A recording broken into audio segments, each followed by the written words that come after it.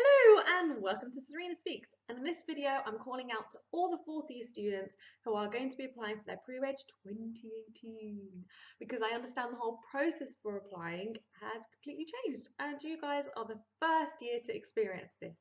So the process that I'm going to be talking about is the Oriel system.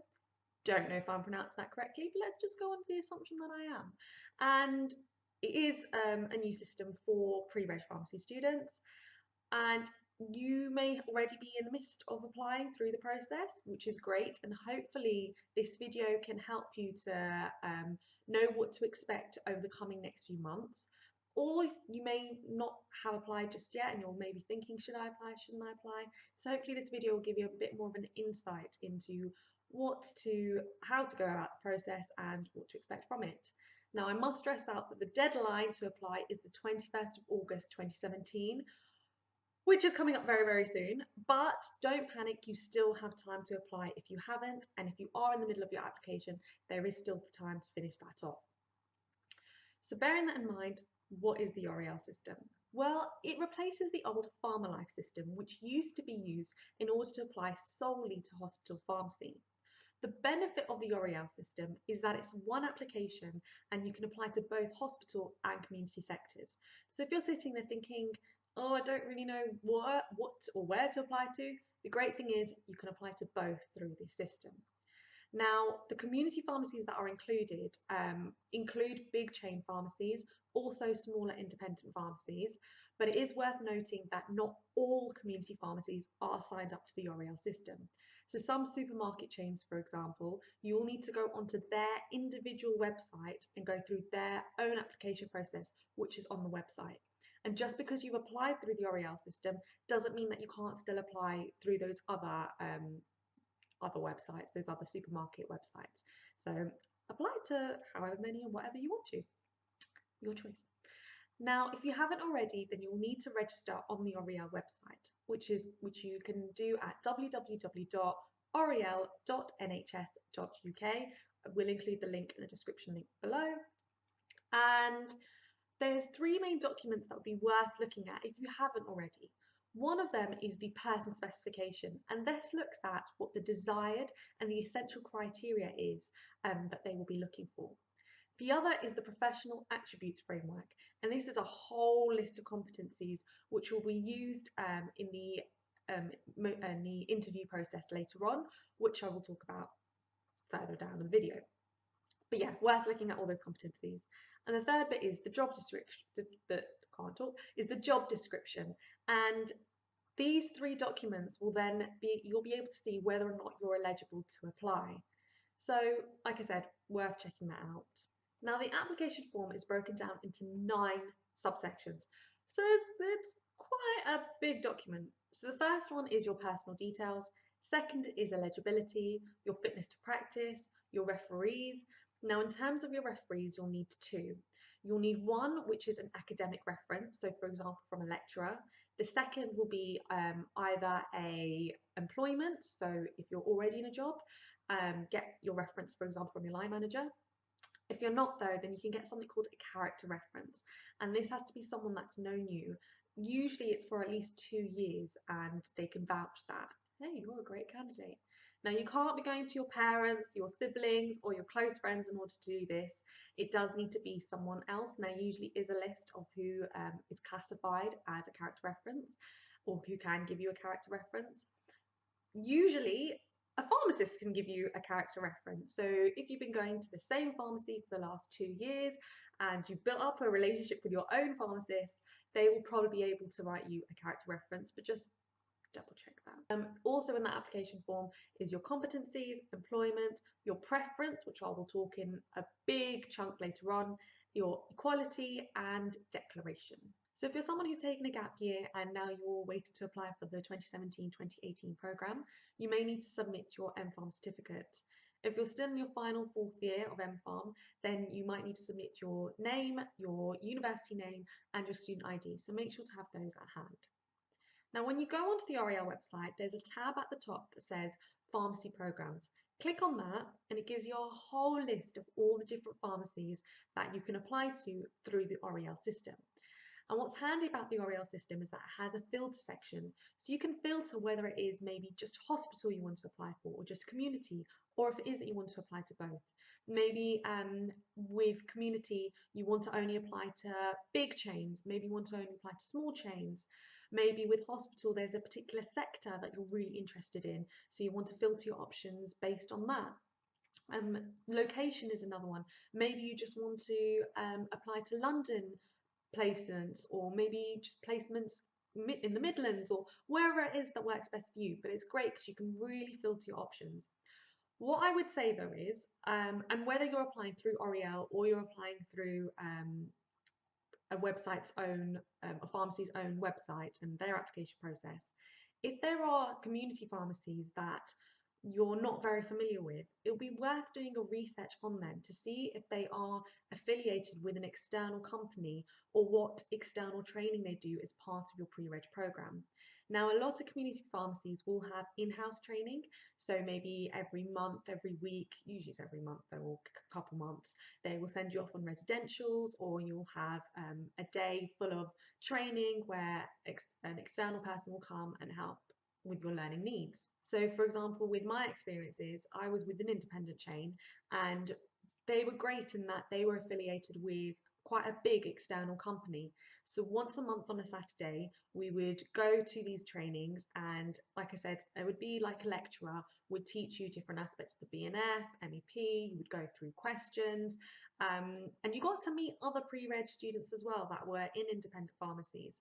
So just because it might be an independent pharmacy that you haven't heard of before, you're unaware of, check if they are affiliated with those external training programs, or what external training they do provide, if they provide any, because they are very useful, those external training programs. So it would be worth going to somewhere. This is my own personal thoughts, my own personal judgments, but I think it's worth going to somewhere that does provide that extra training, just to give you that extra bit of support. Or like I said, if they have their own in-house training. So one of the greatest pieces of advice that I was given when I was doing my training was to think about geography and location. Now, some people are absolutely fine with traveling to really, really far places. But say, for example, you choose somewhere that is about a 2-hour train journey away. You might think to yourself, that's fine, because during those 2 hours when I get to my workplace and those 2 hours when I come back home, I can do my revision during that time. And yes, that sounds like a brilliant idea, but you have to remember, pre-reg year is a really, really exhausting, tiring year. And to motivate yourself to do that revision, especially after work, on that 2-hour train journey, can be really tough. So just be honest in yourself in what you think and feel you will be able to do. If you can motivate yourself to do work and revision doing that during that 2-hour train journey, brilliant. But I know a lot of people who originally said, yeah, I'll be fine doing that long train journey because it'll give me time to revise. And actually, when the reality of it came, they couldn't because they were just so, so tired. So then it does mean that when you come home from work, you will have to set aside time to then do your revision then.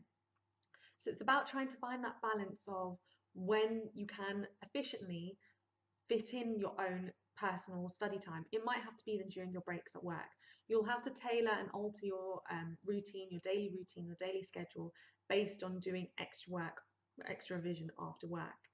And yeah, just really consider your location and how much you are willing to travel. Or equally, watch Serena Speaks videos whilst you're on the train. I think that's a brilliant idea.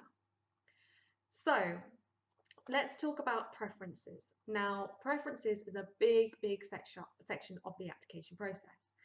And when you look at what pharmacies there are and you've decided what you filtered down to what your options are, there will be 3 main categories in the table. And one is called preferences, one is called no preference, and one is called not wanted. Now, once you've filtered down your selection, they will all go into the no preference category. And what that category basically is saying is, you don't mind any of these pharmacies if you've got any of these pharmacies, you would be absolutely happy. You have no preference whatsoever from choosing pharmacy A over pharmacy B. You're equally happy to go with any of them. The preference category, you can then say there is pharmacy A and there's pharmacy B, and you really, really want to go for pharmacy A. Put that as your #1 ranking in the preference section. If you then don't get pharmacy A and you're thinking, okay, I'll be fine if I don't get pharmacy A because I quite like pharmacy B, put that as your second option.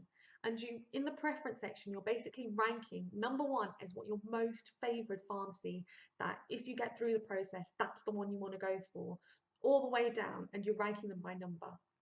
Now, there's no set number of how many you can apply for. You can apply for however many you want, but it is recommended that a minimum of 30 you put in that preference category to give you a higher chance of going into the pharmacy that you actually want to. Now, if we go back to that no preference list, now if there's some pharmacies in there that you're thinking, nope, even through filtering, I still definitely don't want to go to that pharmacy, don't want to work in that pharmacy, then you put them in the not wanted category. So you will not be considered for those pharmacies. So it's worth doing your research on these pharmacies. If you've gone on to open days, then great, at least you have more of an insight into what those, especially with hospital pharmacies, then you have more of an insight into what those hospital pharmacies provide, what processes, what systems they use, and based on that you might think, yes, I definitely want to go there, or actually no, I don't want to stay clear of that place. In the same way with some of the other community pharmacies, there might be certain areas that you're maybe thinking, no, I don't want to work in that particular area.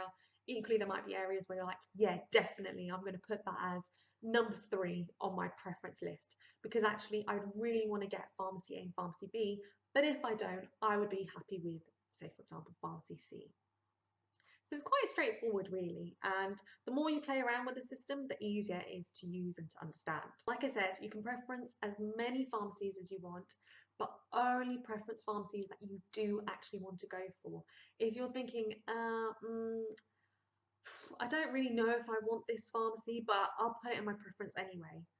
Don't put it in your preference, put it in your not wanted, because firstly, you're wasting a slot, but secondly, if then you do end up getting that pharmacy and you decline that offer, that's it. You're not going to get offered anything else. And I'll speak about offers a little bit later on, but only preference pharmacies that you want to go for. Make sure to monitor your Oriel account for when offers do pop up. You should get an email saying that an update has been made on the Oriel system, but don't just rely on those emails because sometimes it can end up in your junk email, sometimes it can end up in your spam. So make sure to be on full alert on your Oriel account to look up for any updates or any offers that may have come about. So if your application is successful, then you'll be asked to come to the selection centre. Now, the dates and the times and the locations for the selection centres you can already view, so have a look at that, because when you do get that invitation in September, it is a first come first served basis. So have in mind which centre, which location, which time slot you want to go for, because it will just save you having to back around later on. So some of the locations include Hull, Cardiff, London, Manchester, Newcastle, Newmarket. So make sure to check out which one works best for you. Just because you're in London doesn't mean you can't go to the Cardiff one if you really want to, and vice versa. It's completely down to you, but like I said, first come first serve, so make sure to be on the ball with that. So now you've entered your selection centre, you turn up on the day, you turn up at your time. Now what's going to happen? Okay, so it's broken down into 3 parts. One is a situational judgment test, one is a numeracy test, calculation's my favourite, and the third is a multiple mini interview. Now, the situational judgment test, what is that? Well, at the moment, different websites are saying different things, I guess because it is something new, so it's still to be confirmed how many scenarios it will entail and how long it will be. But at the moment, what they're saying is that it will be between 45 to 52 scenarios, and it will take between 90 to 104 minutes long. I know, pretty precise. And what it is you'll be given 2 styles of questions, one of which will be a case scenario, and then you'll be given 5 options. And you'll have to rank those options from 1 being the most appropriate answer to 5 being the least appropriate answer. The second style of question will be that you'll have a question, you'll have 8 options, and you'll have to pick the 3 most appropriate answers from that. After that, you'll then do the numeracy test, which will take between 15 to 20 minutes long. And then there's also the multiple mini interview. Now, the multiple mini interview will take place across 3 rooms. and you'll have 6 tasks in total to do. So it'll be 2 tasks per room. Now, the way that it's set up is, again, you'll be given a scenario-based question, and following that, you'll be given a past behavioural question. So before you even enter the room, you'll be given 3 minutes of preparation time to help with the scenario-based question. Now, at the moment, they're saying you can't make or take any notes in with you though. So once the 3 minutes are up, you go into the room and you'll have 5 minutes to answer your scenario-based question. Straight after that, you will then ask your past behavioural question. And those questions will be based on the pharmacy professional attributes framework, which I talked about earlier, so those different competencies. And you won't have preparation time for an answer for that.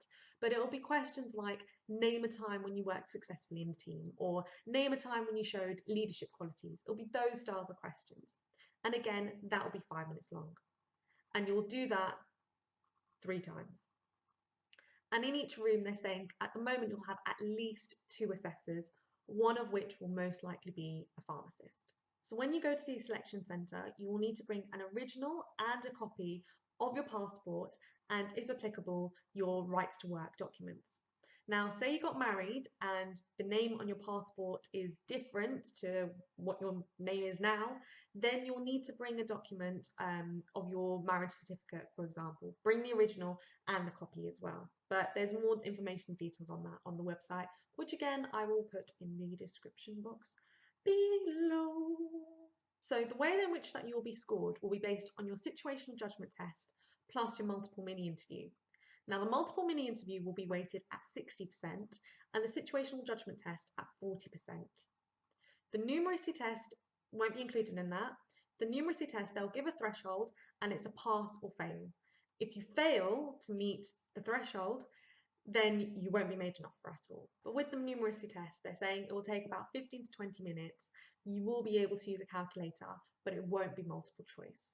So what happens in the case of you and someone else scoring the exact same? What happens in cases like them?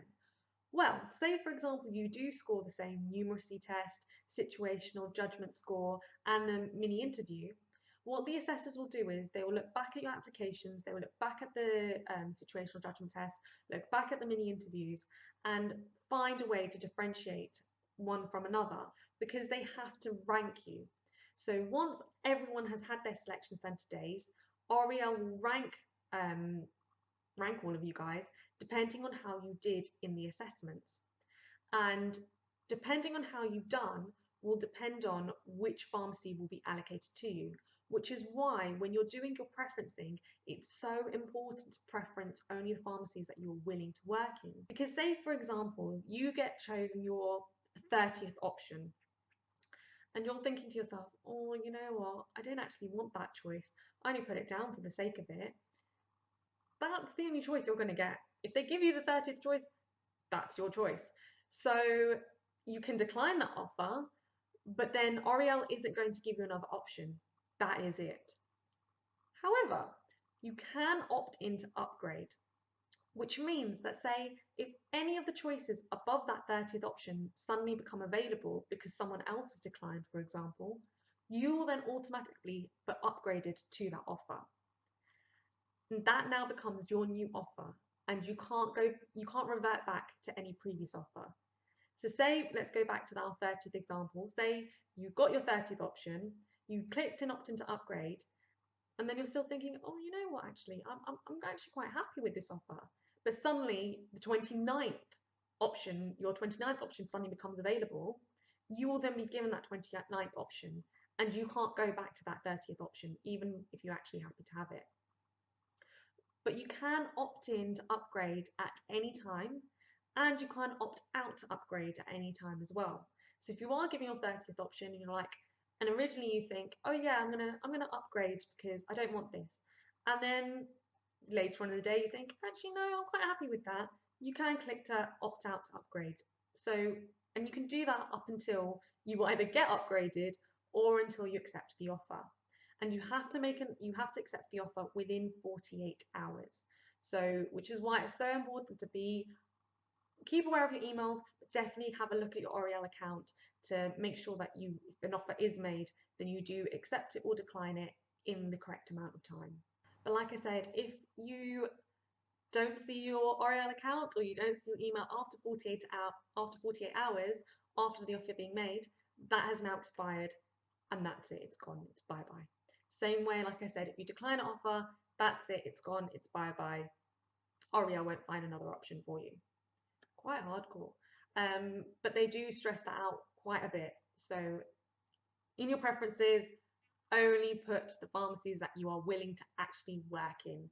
And like I said, if maybe you're thinking, hey, yeah, I'm fine with this pharmacy, but actually I would still prefer one of my options that I ranked higher up, click that option to upgrade. So once you've accepted that offer, the release of information of your employer and your employer details probably won't be made available to you until January 2018. So hold tight for that. And your employer might not actually contact you until about July, August time 2018, which is quite normal.